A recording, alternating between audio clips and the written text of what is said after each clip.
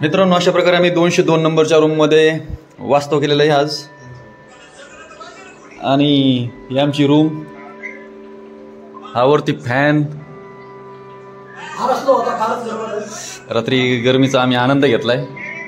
त्यासोबत हे खलीत पण झोपावं लागलं आम्हाला, कारण की हवा पुरत नव्हती.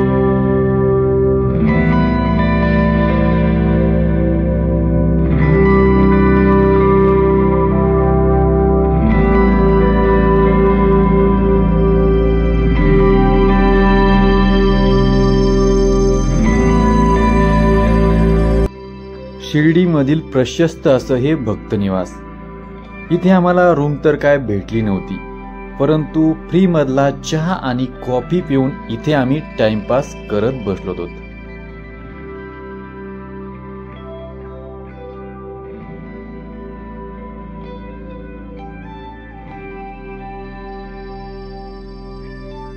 शिर्डीवरून देवगडला जात असताना मे महिन्यामधील उन्हाच्या जळात झेलत झेलत जीव वैतागला होता. कुठेतरी या वडाच्या पारंब्याचा गारवा जीवाला आराम देऊन गेला.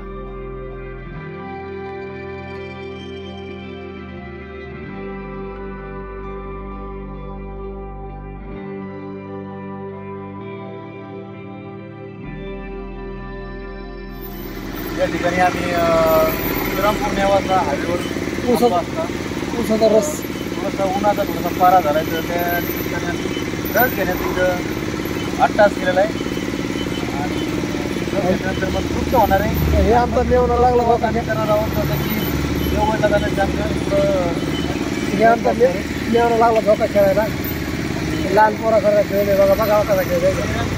आमला आहे पुरा मेवणा तुमचा, आमला असं वाटतं त्याला 2 दिवस झाले पुरीची गाठ नाही, भेट नाही, असा विचार हे झालाय. हे हा हे बघा आमचा एक कार्यकर्ता.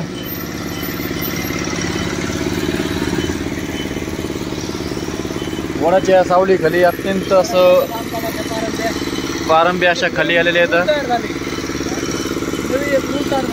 तेच ना, हा इकडे नवीन दार तयार झाले असं म्हणायला काही हरकत नाही.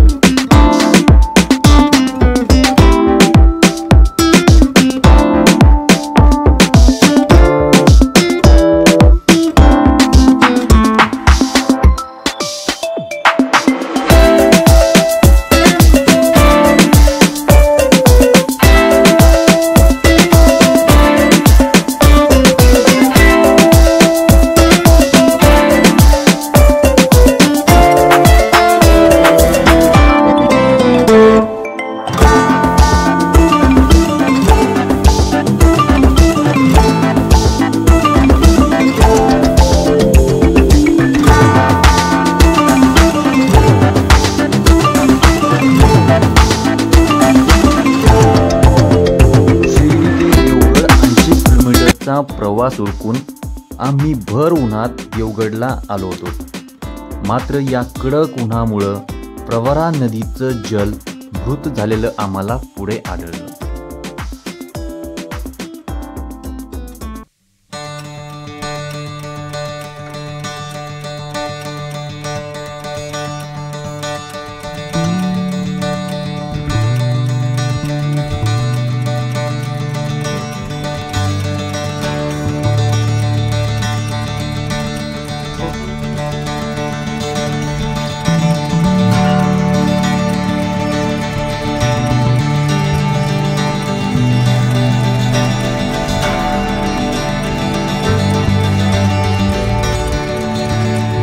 देवगड या नगरीचा सुंदर असा परिसर पाहून उन्हाच्या झळा विसावल्या होत्या.